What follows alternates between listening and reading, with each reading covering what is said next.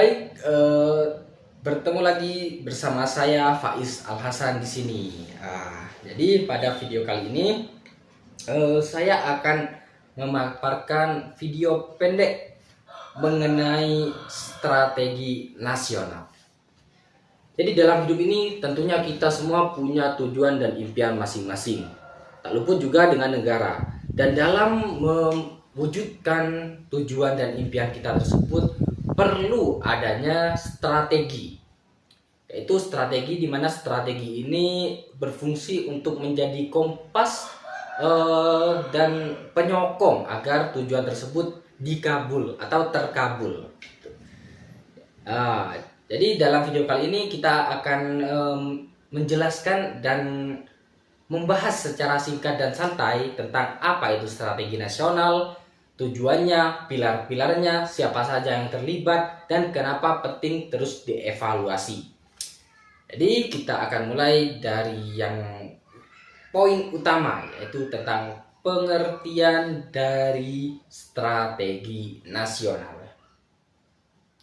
Strategi nasional adalah perencanaan jangka panjang yang dibuat oleh negara atau bangsa untuk mencapai visi dan misi dari negara tersebut. Jadi ini bukan rencana jangka pendek, tapi arah besar kemana bangsa ini mau dibawa. Strategi nasional juga mencakup banyak aspek, diantaranya seperti politik dan pemerintahan, pembangunan ekonomi, sosial budaya, lingkungan hidup, serta keamanan dan pertahanan dari negara tersebut. Semua ini dirancang agar bangsa bisa berkembang secara seimbang dan berkelanjutan. Lalu apa tujuan utama dari strategi nasional ini? Tujuan utamanya tidak lain tidak bukan adalah kesejahteraan bagi rakyat dari negara tersebut, menjaga kedaulatan negara, dan meningkatkan daya saing bangsa tersebut.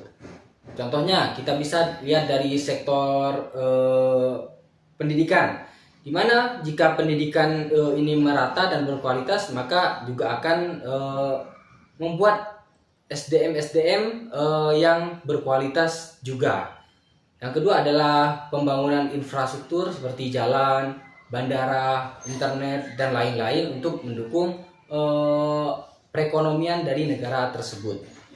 Yang ketiga ada penguatan ekonomi digital agar UMKM bisa bersaing di era teknologi seperti saat ini.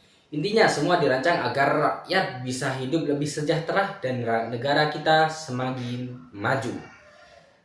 Adapun beberapa pilar-pilar strategi nasional yang digunakan oleh Indonesia pada beberapa dokumen penting seperti RPJPN atau Rencana Pembangunan Jangka Panjang Nasional.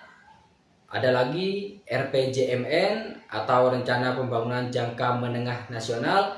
Ada lagi Nawacita atau program yang kemarin digunakan oleh pemerintahan sebelumnya. Ada lagi SDGs atau Tujuan Pembangunan Berkelanjutan yang saat ini sedang digunakan oleh pemerintahan. Semua dokumen ini menjadi panduan dalam merancang program dan kebijakan yang menyentuh semua aspek kehidupan. Akan tetapi, strategi nasional ini tidak bisa dijalankan oleh pemerintah saja. Pemerintah juga butuh yang namanya sinergi nasional, yaitu kerjasama antara pemerintah, dunia usaha atau sektor swasta, akademisi atau kampus, masyarakat sipil, dan lain-lain. Contohnya kita bisa lihat dari pembangunan Ibu Kota Nusantara atau IKN. Proyek besar seperti itu hanya bisa berjalan kalau semua pihak ikut terlibat dan saling mendukung. Nah, satu hal yang sangat kalah penting adalah evaluasi dan adaptasi. Kenapa? Karena dunia itu terus berubah. Teknologi baru terus bermunculan, situasi global yang tidak juga dinamis atau tidak tetap. Makanya strategi nasional juga harus tetap dievaluasi dan disesuaikan dengan kondisi saat itu juga, supaya tetap relevan dan bisa menjawab segala tantangan yang ada. Jadi teman-teman, strategi nasional itu bukan sekedar dokumen yang ditulis di atas kertas.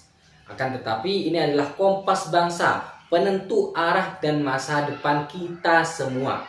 Kita sebagai masyarakat juga punya peran penting dengan memahami, mendukung, dan ikut berkontribusi. Kita turut serta membangun Indonesia yang lebih baik menuju Indonesia emas. Baik, itu saja mungkin materi dari saya. Jika kalian suka video seperti ini, jangan lupa like, komen, dan juga subscribe ya. Sampai jumpa di video selanjutnya. Wassalamualaikum warahmatullahi wabarakatuh.